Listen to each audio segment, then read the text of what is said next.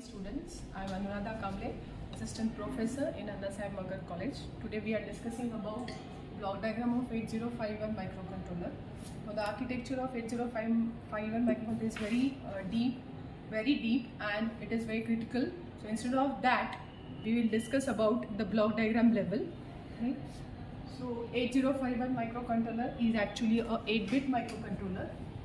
Now the meaning of 8-bit is that the data that we are adding in this 8-bit microcontroller is 8-bit data.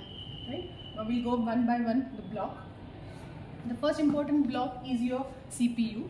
CPU is your central processing unit, right? But it is actually the microprocessor which is available. Now this microprocessor is nothing but a microcontroller which we are talking about now. Now this 80 microcontroller is 8-bit microcontroller. So in this CPU we have ALU, registers and control unit which will function as per your instruction execution. The second important thing about this 8051 microcontroller is the memory which is available on the chip. When we talk about the computer, in computer the memory is external to the CPU or microprocessor, but instead of that, in microcontroller the memory is internal on the same IC chip. Right? Now this memory is not in a big size, it is in a smaller size as we are talking about here.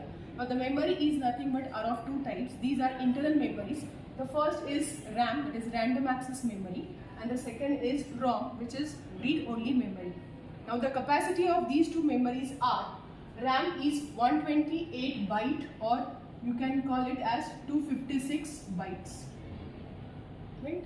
Now the meaning of 128 byte is nothing but, in case of RAM, we have different locations where we are supposed to add the data. Now the purpose of RAM is to store the data. Keep this in mind, that this is very important point, that the function of random access memory, which is of 128 byte, is to store the data. Right? Now 128 byte it indicates that there are a number of locations or the area where we can add the data. Right? In detail, if you want to go about this 128 bytes, we'll talk later on. Now the second important memory, that is ROM, which is read-only memory, and the size of this memory is 4 kilobytes. Right? Now the function of ROM is to store the program. So whatever applications we are supposed to execute with this 8051 microcontroller, for that applications we write some programs and those programs are stored in ROM, that is read-only memory. Now the size of this is 4 kilobytes. Right? Now again the 4 kilo indicates that at every location we are storing a data, and 4K, this word indicates that, I just do some calculations in order to show you that how many spaces are available where you can write the program or where you can store the program. So 4K indicates that 4, K stands for 2 raised to 10. So if I elaborate or if I simplify it, 4 is 2 raised to 2 and 10. So total 10 plus 2. So 12-bit is the address for each location where we can store the data. Right?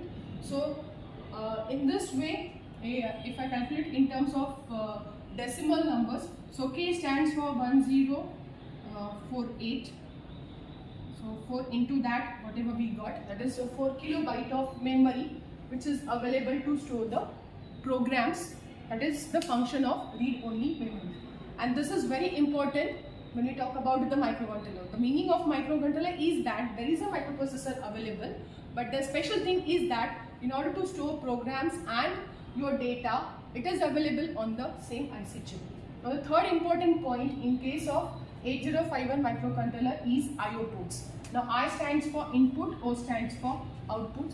So there are IO ports which are available. Now the function of this IO port is that if you are using this 8051 microcontroller in your applications where you connect your external devices or some transistor, LEDs, wall hardware in terms of that, For that you have 4 different ports available. Now here the word P stands for parallel ports. So there are 4 ports which are available in this 8051 microcontroller, and the function of this IO port is to connect the external hardware. Hardware may be your LED, it may be some sensor and so on. Okay. Now each port is 8-bit port. As our IC is 8-bit microcontroller IC, each port acts as a 8-bit port. Right. So through that 8-bit, you can connect your external devices, right? So that is the function of your IO ports. Now the next port which is available is serial port.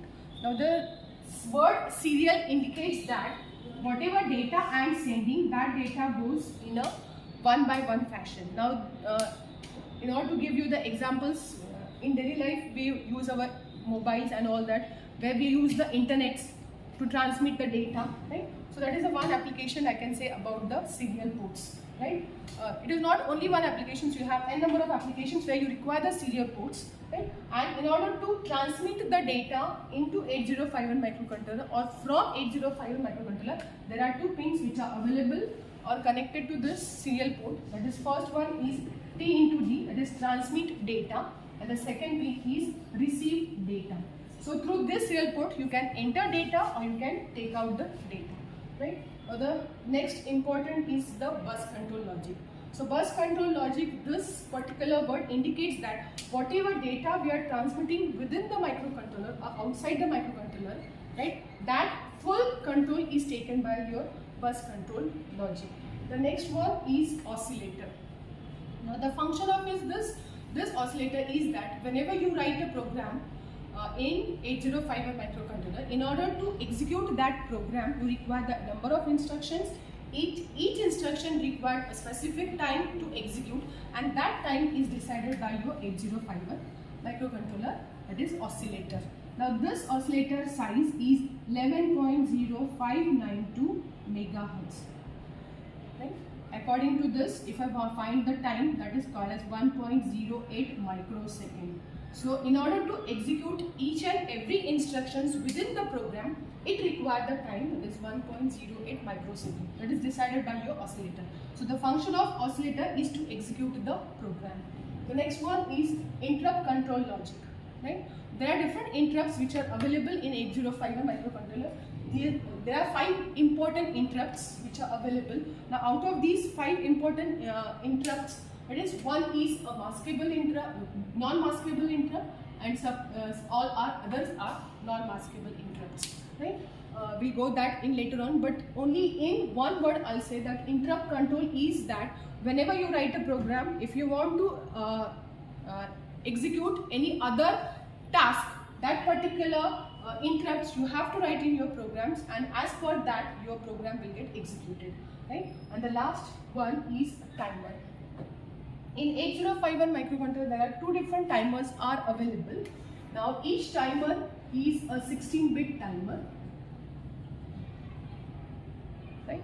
Now the function of the timer is that in your program, if you want to construct some delay. Now what is the function of delay is to get your program or get your task done after some amount of time. Right? So that is a function of that is a function related to the delay which we are in. Now why the delay is required? Because whatever the hardware we are connecting to the IO ports, that hardware or that speed of that particular hardware is very slow as compared to the speed of your 8051 microcontroller.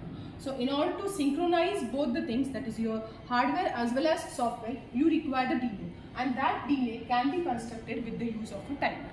Right? So there are 2 timers, timer 1, timer 2. You can use these timers in your program to construct the delay, or in some applications where you require to count some points. Right? And that is what the meaning of a counter. Right? So if I want to say that if you want to arrange or construct some applications where you want to measure the number of students which are entering within the lab or anywhere, so for that you require some counter, how the student is entered or how many students are entered in the college, in your class and so on. So in that particular application I can use the timer as a counter. Right? So the function of these timer is it acts as a counter as well as it acts as a timer. So the function of timer is to construct the delay required to synchronize your hardware along with the software. Okay? So I think I've finished all the important points. Thank you very much.